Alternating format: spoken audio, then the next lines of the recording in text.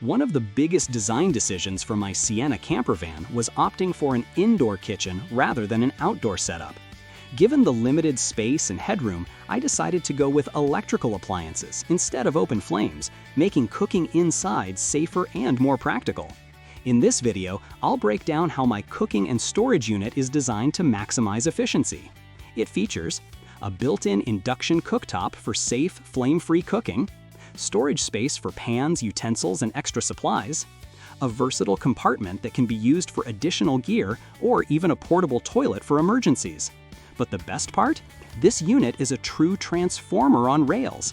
It can slide back to create more entry space into the van, or moved outside of the van, allowing the cooktop section to be used on a picnic table for outdoor cooking.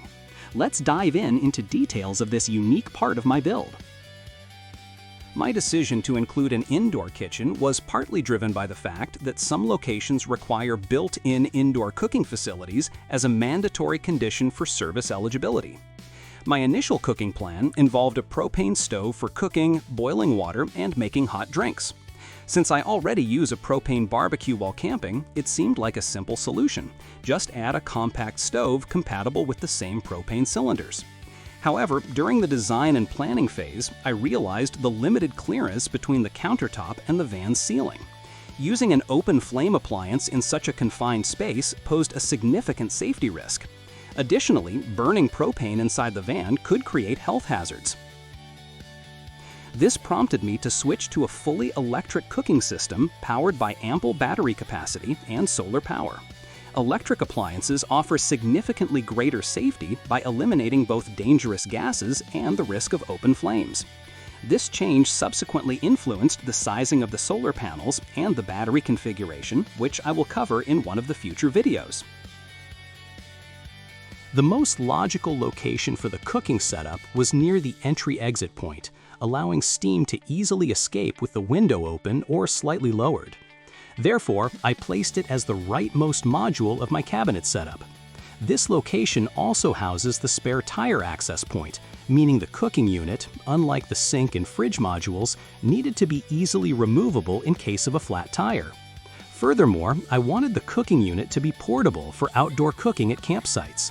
This meant it needed to be compact enough to carry and provide a comfortable working height when placed on a picnic table. These requirements dictated a detachable top section for the cooking unit, allowing the remaining cabinet space to be used for other purposes, such as storage. Consequently, the cabinet comprises three sections: base, bottom.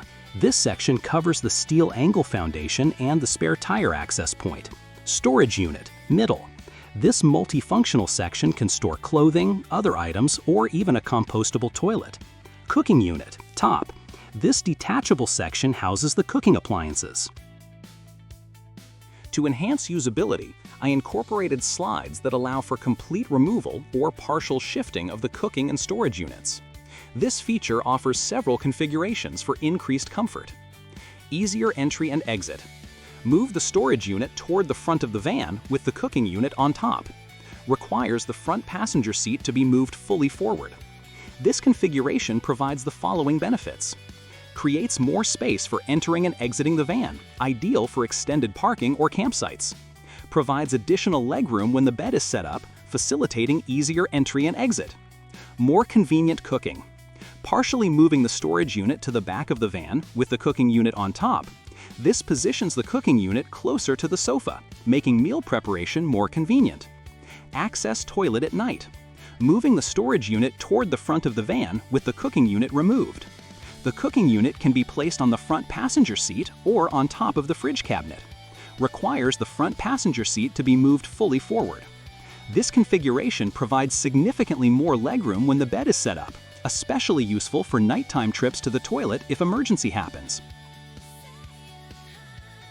The slides also enable complete removal of the top cooking unit or the middle storage unit, providing access to the bottom foundation section and the spare tire. I implemented this sliding mechanism using woodworking drawer slides and HDPE plastic gliding inserts with matching profiles attached to the bottom of each unit.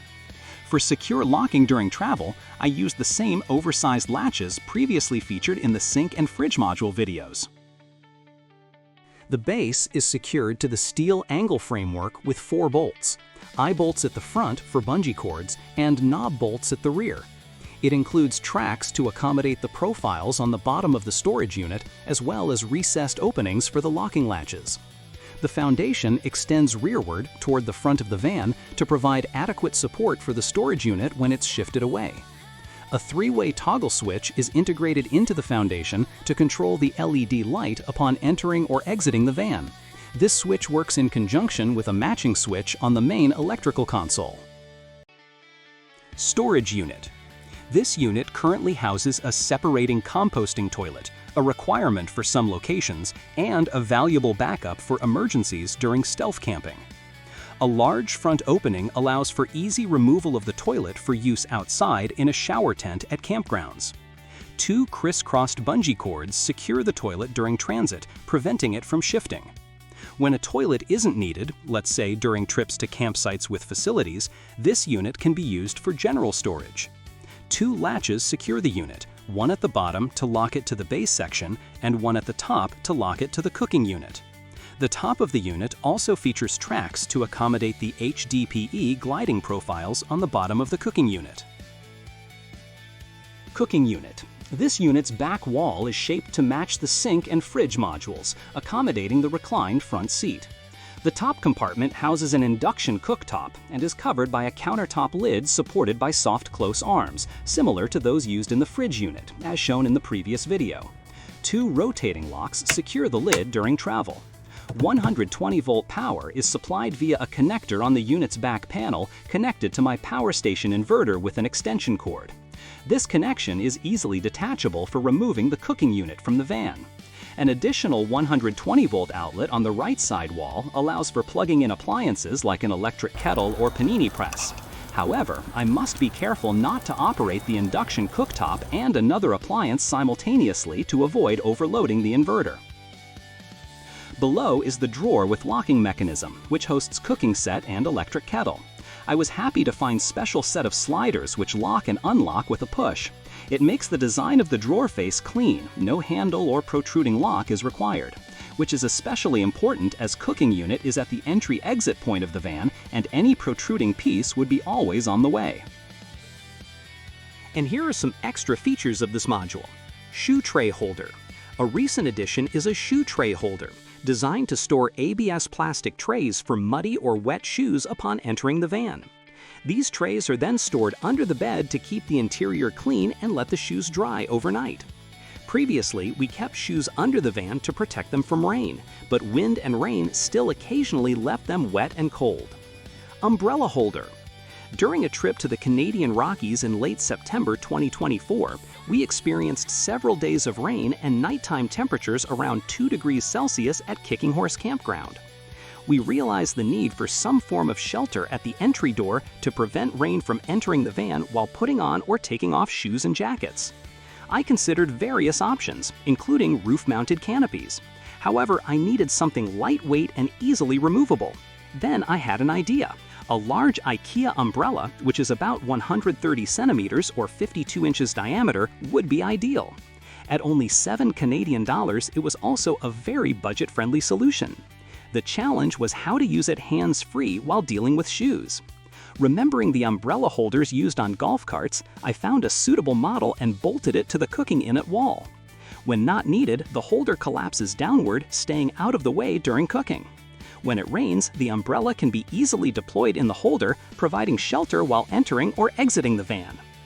Towel holder. A removable and adjustable towel holder is mounted on the front of the cabinet. It can be easily relocated to the fridge cabinet or the folding table. The holder accommodates varying cabinet wall thicknesses and is also length adjustable. Garbage bag. We previously used a plastic garbage bag that simply hung on the floor, which was unsightly. Traditional garbage cans, even small ones, proved too bulky for the limited space, constantly obstructing movement in the van and interfering with the bed-to-sofa conversion. I then found an ideal solution: this fancy garbage bag with a magnetic closure and a built-in light that activates upon opening. I further modified it by adding an extra magnet on its back and put a metal disc on the toilet wall for secure mounting. This solution put our garbage management to a new level. There are a few improvements I'm considering. Replace HDPE inserts with metal. While developing the sliding mechanism for the units, I couldn't find suitable metal inserts for the tracks I chose, even on Amazon or AliExpress.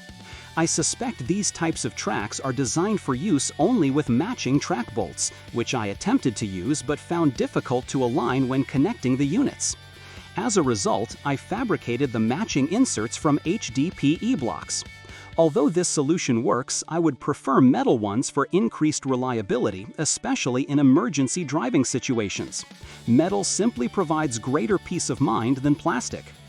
Add storage unit drawer. Currently, I use storage unit for toilet, but as I mentioned, it can be used for storing other items when you do not need toilet during your camping trip to a location with facilities. You can use the freed space as it is. Probably add packing cubes for clothing or some box for cans and bottles to keep everything in place. But I think the ideal solution would be to add one big drawer there with face covering current opening, and use locking sliders I use now in the cooking module drawer. Cover up openings around the induction stove.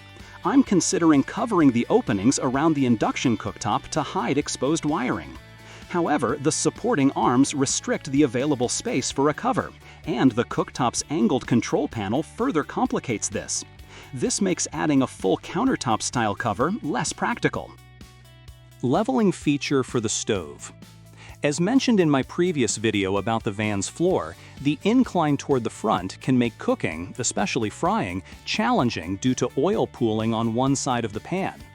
I initially considered building a leveling mechanism into the cooking unit to compensate for this. However, recent trips have shown this isn't a significant issue, so I will most likely skip this feature, as it would require extensive modifications to the cooking unit's top section. Next, episode number 7, Electrical Module. I will cover the following topics: challenges with space to fit electrical components, how comes I have 2 batteries and what are the benefits, why I chose specific eco-worthy battery model, what features Renogy Charger provides, what you can do with Renogy one-core display, feature full control panel of the electrical module, securing components for safe driving.